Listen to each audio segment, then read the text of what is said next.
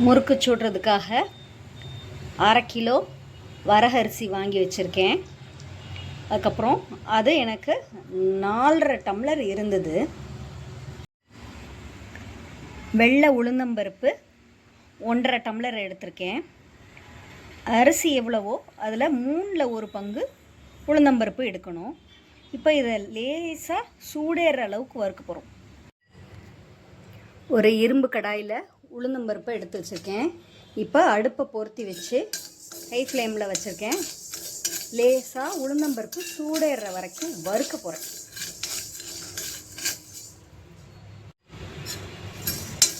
நான் லைட்டாக கொஞ்சம் நேரம் வறுத்துருக்கேன். இப்போ சூடு கரெக்டாக இருக்கான்னு செக் பண்ணுறோம். உளுந்தம்பருப்பு நல்லா சூடாக இருக்குது. இப்போ அடுப்பை ஆஃப் பண்ணிடுறோம். இப்போ அடுப்பை ஆஃப் பண்ணிவிட்டு உளுந்தம்பருப்பை நல்லா ஆற விட்டுறோம். உளுந்தம்பருப்பு நல்லா ஆறிடுச்சு. நான் இங்கே ஒரு தூக்காளியில் வரகரிசியை கொட்டி வச்சுருக்கேன். அதில் இந்த உளுந்தம்பருப்பை எடுத்து சேர்க்க போகிறோம்.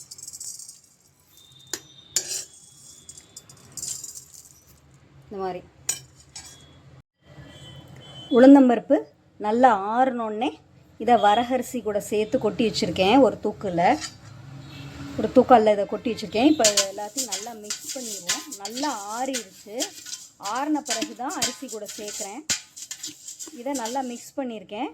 இதை கொண்டு போய் மாவு மில்லில் கொடுத்து முறுக்கு மாவு அரைச்சிட்டு வர போகிறேன்.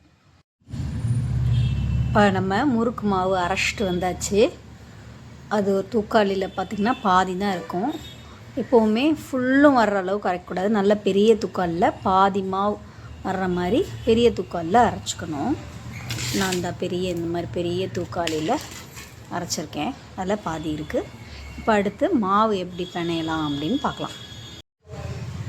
இப்போ நம்ம மாவு பிணைய போகிறோம். அதுக்கு நம்ம இப்போ ஒரு தாளிக்கிற குழிக்கரண்டி எடுத்துருக்கோம். அதில் வெண்ணெய் 1 ஸ்பூன் போடுறேன்.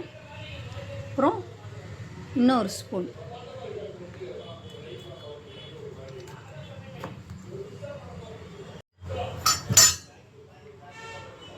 ரெண்டாவது ஸ்பூன், 2 ஸ்பூன் வெண்ணெய் எடுத்துருக்கோம். நம்ம இந்த வெண்ணெயை லேசாக உருக்கிக்கணும். நெய் ஆகிற அளவுக்கு ஆகக்கூடாது, லைட்டாக உருக்கிக்கணும்.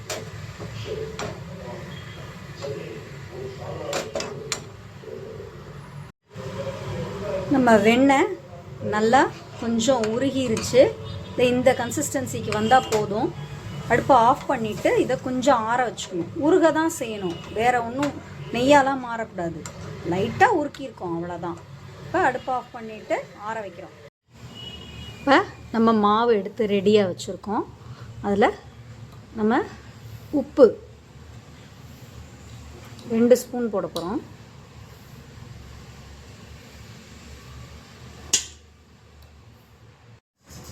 இப்போ நம்ம வெண்ணெய் ஆறிடுச்சு. வெண்ணெயையும் இதில் சேர்க்க போகிறோம்.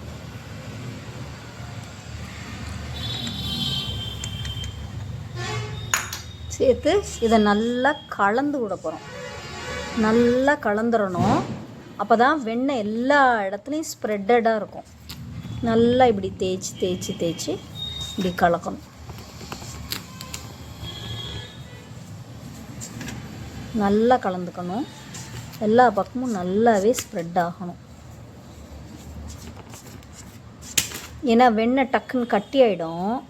அதனால் அதை நல்லா இப்படி தேய்ச்சி விட்டுக்கிறோம். இப்படி தேய்ச்சோம்னா நல்லா எல்லா பக்கமும் நல்லா ஸ்ப்ரெட் ஆகிடும்.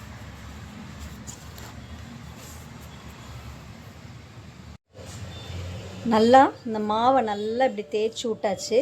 நல்லா மிக்ஸ் பண்ணிட்டோம். இப்போ அடுத்தது பெருங்காயம் சேர்க்க போகிறோம்.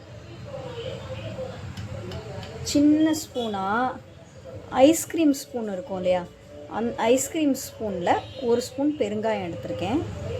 அதை நம்ம மாவு கூட சேர்த்துட்டேன். சின்ன ஸ்பூன் ஐஸ்கிரீம் ஸ்பூன், ஒரு டீஸ்பூனில் பாதி இருக்கும்னு வச்சுக்கோங்க. அந்த ஸ்பூன் அதில் போட்டு பெருங்காயத்தை நல்லா மிக்ஸ் பண்ணிட்டேன்.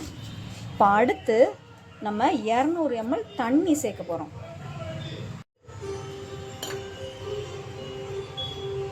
இப்போ 200 ml தண்ணி எடுத்திருக்கேன். அதை நம்ம மாவு கூட சேர்க்க போகிறோம்.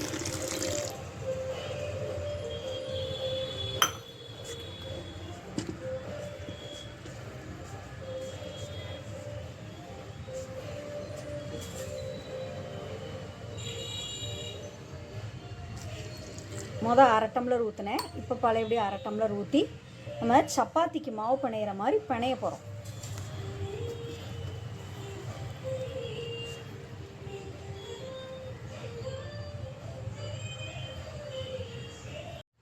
இப்போ 1 டம்ளர் தண்ணி ஊற்றி நல்லா கிண்டிட்டோம். இப்போ இன்னொரு டம்ளர் தண்ணி ஊற்ற போகிறோம். கொஞ்சம் கொஞ்சமாக ஊற்றினோம்னா தான் நமக்கே அந்த பக்குவம் புரியும். இப்போ 1/2 டம்ளர் ஊற்றிருக்கேன். நல்லா கிண்டிட்டு இன்னொரு 1/2 டம்ளர் ஊற்றுவேன். இப்போ நல்லா கிண்டிட்டேன். இப்போ இன்னொரு 1/2 டம்ளர் ஊற்ற போகிறேன்.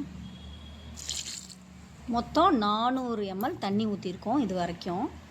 இப்போ நல்லா கிண்டி நல்லா பிணைஞ்சிப்போம்.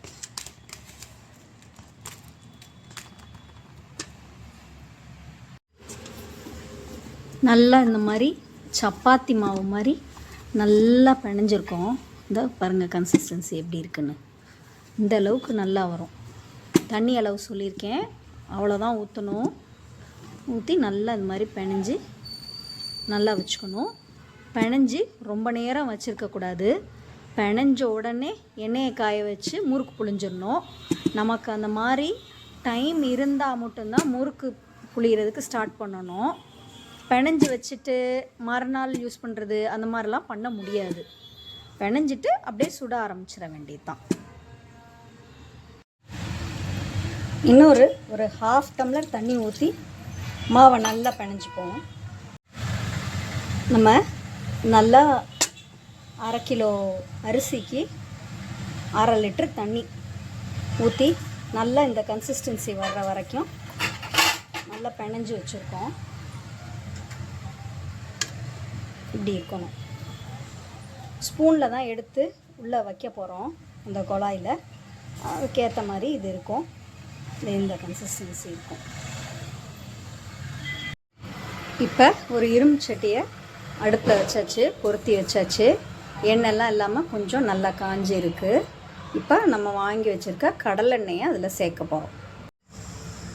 இப்போ கடலெண்ணெயை அதில் சேர்க்குறோம். எப்போவுமே கொஞ்சம் ஒரு பாதி சட்டி அளவுக்கு தான் எண்ணெய் ஊற்றணும். ஏன்னா கடலெண்ணெய் ஃபஸ்ட்டு நம்ம முறுக்கு புழிஞ்சோடனே பொங்கி வரும். அதனால் சேஃப்டிக்காக ஒரு பாதி அளவு. இது ஒரு 400 ml இருக்கும். இப்போ எண்ணெய் சூடேறட்டும். அதுக்குள்ளே நம்ம முறுக்கு புழியறதுல மாவெல்லாம் வச்சு ரெடி பண்ணிக்கலாம். இதுதான் நம்ம முறுக்கு புழிய போகிற கட்டை. இதில் அடியில் இந்த மாதிரி 3 ஹோல்ஸ் இருக்கும். இதை நல்லா க்ளீன் பண்ணி எடுத்துகிட்டு வர போகிறோம். எண்ணெய் நல்லா சூடேறிடுச்சு. இது முறுக்கு புழியறதுக்கு இது ரெடியாக இருக்கா அப்படின்னு செக் பண்ணுறதுக்கு முறுக்கு மாதிரி ஒரு சின்ன பீஸ் இது பண்ணியிருக்கேன். அதை இந்த எண்ணெய்க்குள்ளே போடுறோம். போட்டோடனே நல்லா அப்படி மேலே எலும்பி வருது. அப்போனா நம்ம முறுக்கு புழியறதுக்கு எண்ணெய் பக்குவமாக கரெக்டாக இருக்குது அப்படின்னு அர்த்தம்.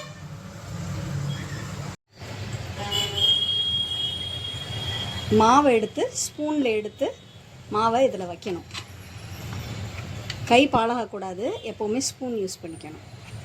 இதை வச்சுட்டு அப்புறம் இதை மூடிடுவோம். இப்போ முறுக்கு புழிய போகிறோம். நம்ம முறுக்கு புழிகிறோம். 1 புழிஞ்சாச்சு, இன்னொன்று புழிகிறோம். 2 முறுக்கு புழிஞ்சாச்சு. நல்லா இந்த மாதிரி முறுக்கு புழிஞ்சோன்னே நுரையா வரும். நம்ம முறுக்கை பரட்டி போடணும். ஒரு 1 நிமிஷத்துக்கு அப்புறம் பரட்டி போடணும். 2 சைடும் வேகணும். 2 முறுக்கும் ஓவர்லேப் ஆகாமல் பக்கத்தில் பக்கத்தில் இருக்கணும். நல்லா ஈவனாக வேகிறதுக்காக பரட்டி போடணும்.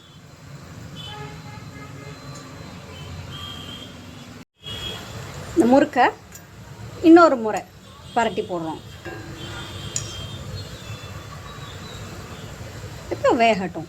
இதை மாதிரி ஒரு 2-3 டைம்ஸ் பண்ணணும். முறுக்கு நல்லா வெந்துருச்சு, இந்த பபிள்ஸ்லாம் அடங்கிருச்சு. இப்போ இது நம்ம ரெண்டையும் எடுத்துடணும். இப்போ ஒரு தடவை நம்ம சுட்டோம்னா எக்ஸாக்டாக 4 மினிட்ஸ் ஆகுது இது வேகிறதுக்கு. 4லேருந்து 5 மினிட்ஸ் வரைக்கும், 4.5 மினிட்ஸ் அப்படி வச்சுக்கலாம். இப்போ இதை எடுத்து இந்த பக்கத்தில் இந்த தட்டில் வச்சு ஆற வைக்கிறேன். அடுத்த ஷிஃப்ட்டை சுடணும். இது மாதிரி கண்டினியூவாக சுட்டு எடுக்கணும். நம்ம அடுப்பை இதே கண்டிஷனில் தான் வச்சுருக்கணும். சிம்முக்கும் கொண்டு போகக்கூடாது, ஆனும் கொண்டு போகக்கூடாமல் இதே தான். முறுக்கு ஃபைனலாக சுட்டு முடிக்கிற வரைக்கும் இதே தான். இன்னொரு முறுக்கு சுடுவோம். மாவை எடுத்து ஸ்பூனில் எடுத்து மாவை இதில் வைக்கணும். கை பாழாகக்கூடாது, எப்போவுமே ஸ்பூன் யூஸ் பண்ணிக்கணும். இதை வச்சுட்டு அப்புறம் இதை மூடிடுவோம். இப்போ முறுக்கு புளிய போகிறோம். நம்ம முறுக்கு புளிகிறோம். ஒன்று புளிஞ்சாச்சு, இன்னொன்று புளிகிறோம். 2 முறுக்கு புளிஞ்சாச்சு. நம்ம முறுக்கு புளிஞ்ச உடனே எவ்வளோ ஃபுல்லாக பபிள்ஸ் இருப்பாங்க, நிறைய பபிள்ஸ் வரும்.